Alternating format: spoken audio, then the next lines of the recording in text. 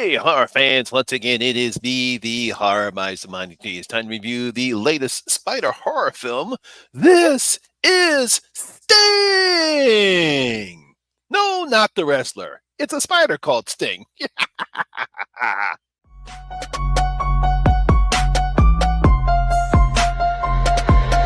ready for this?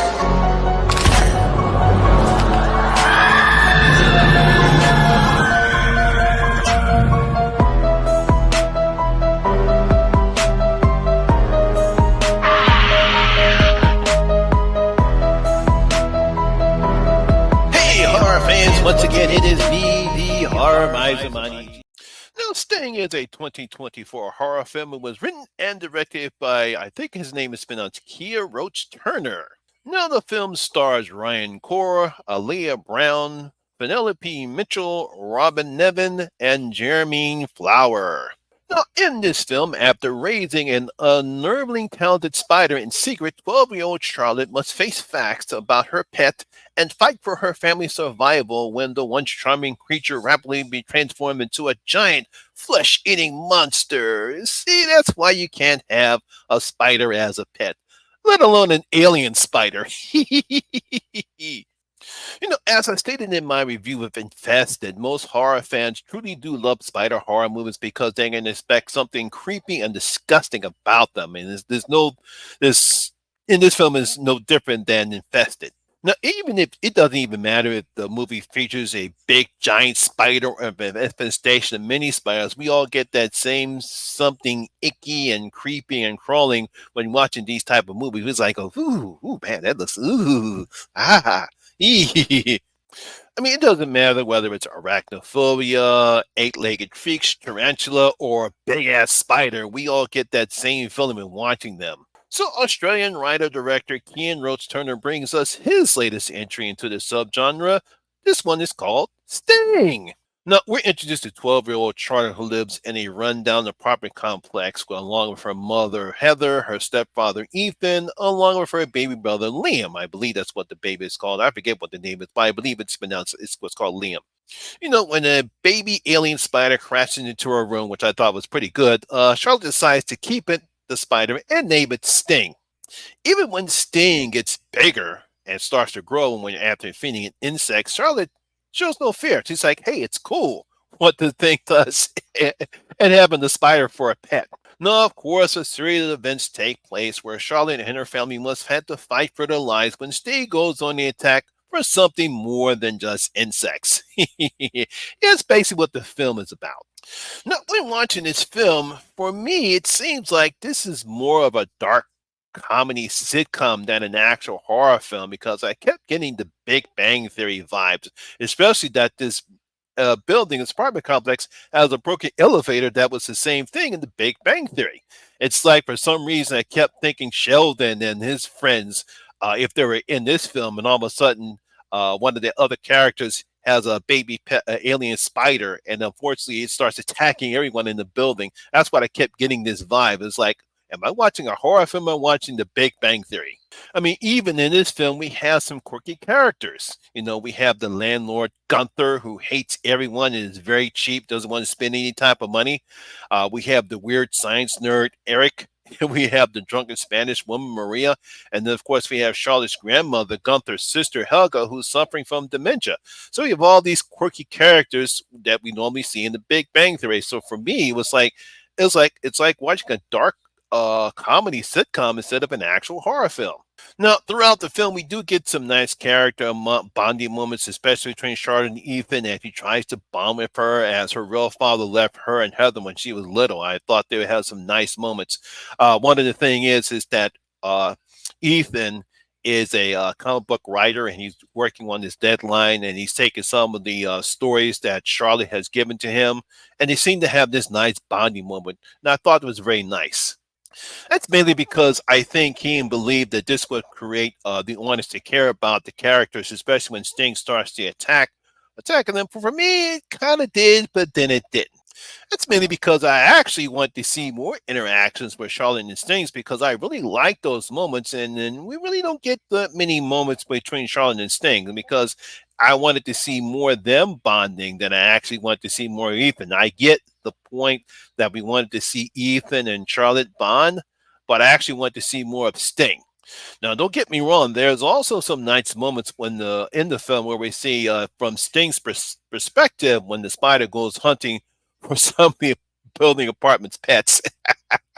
Now, speaking about the building, it's a nice place that Kean picked as the building is run down, it's dark, it's dreary looking, and the vents are filled with cobwebs and other creepy crawling things. I thought it was a nice setting for this to take place. When you have something dark and creepy, it adds a certain element, a nice tone for the picture.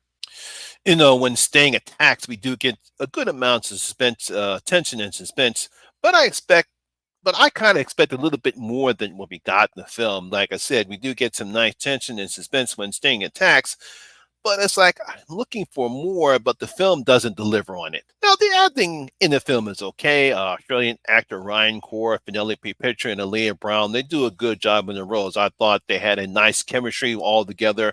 I thought you actually believe that they're a family. There is a certain part in the film where Charlotte gets mad at Ethan, and we can see that whatever bonding took place was ruined. But I thought that all three actors did a fine job. I mean, you do start to care what happens to them as Key and Script allows the audience to bond with the family, and we do have some nice moments with them. I thought they did a pretty good job in that particular part of the film. Unfortunately, that doesn't go well for the rest of the cast because outside of Gunther, we really don't get any character developments other than a few moments with some of the minor characters in the particular film. I think we get a few moments with, I think her name is Maria, the Spanish woman. We see that obviously she had some tragedy in her family. Like I said, a lot of people you probably will not like Gunther and how she acts. And of course, we have her. I was believing that's her sister Elva, but the film doesn't really say anything about her. Only that Gunther and Helga share an apartment, so we just have to assume, since Helga is her grandmother, so that probably is her sister, but the film never expresses that relationship between the two. We just have to guess at it. And we do get some nice moments with those two, but that's about it. You really don't get anything other type of character development. So when Sting does go on the attack, we really don't care what happens to them. They just seem to be just fodder for Sting. No, well, I do like the practical effects they use to make Sting, as at times the spider does look frightening, but not scary. Maybe threatening at times, but not scary. Something that we've seen before in other spider horror films like that. But for me, while Sting is while the practical effects are good, I actually prefer the practical effects they actually did in the 1958 film Tarantula. I actually think some of the spiders, even though it was just CGI and eight-legged freaks, look more terrifying than Sting. Not that it wasn't a good job. I thought he did a good job, but for me, it wasn't scary enough. Now, if you're expecting some blood and gore, you're going to be disappointed. So we don't get any of that in this particular film. I guess they just didn't have the budget, but we do get some icky cobwebs that Sting uses to capture his prey in. But that's kind of it. Really don't get any type of gore or blood. I guess because maybe because Ken thought that he wanted this to be a little more PG rated. It's kind of, but we do get some cursing in this particular film, so it's not PG. But it's like I expected some little more gore and blood in this film. Now, I do give credit for some of the ways that Charlotte comes. She has this nice little moment where she goes into action when she realizes that Sting is attacking everyone in the apartment complex, and we find out later the way she's going to fight against Sting. There's a lot of I forgot what they call the moments in the film where you know that's going to be a particular part. I guess you saw in red herrings, like in the big like during the first part of the film when Ethan is going around because he's also the superintendent of the film. We get some moments like that. Oh no, that's going to come into play later on in the film. And during Charlotte's interactions with Sting, there's something that happens, and we know, oh, that's going to come into play in this film. They're okay, but it's like it's nothing that we haven't seen before. It doesn't add anything more, but doesn't take away any aspect of the film, the red herrings. Overall, while it's not the worst spider horror film I'm seeing, it's not the best horror. It's not the worst horror film I've seen so far this year. Overall, it's an average at best with some okay acting and some nice spider effects. But overall, I was expecting a little bit more than what we got, but it's okay. put it this way, Infested was what was much better than this film was. So I'm going to give Sting only 2 out of my 5 bloody gold coins. Like I said, the acting was okay. I like the setup. I like some of the practical effects they used with Sting, but it's just average at best. Nothing good. I mean, nothing bad, but nothing good. Nothing bad, but nothing good. It's okay. So there you have it, my horror fans. That is my video and review of Sting. Hope you guys did enjoy it. If you did, please give it a thumbs up, like, and share because it does help out with that YouTube algorithm. Have you seen Sting?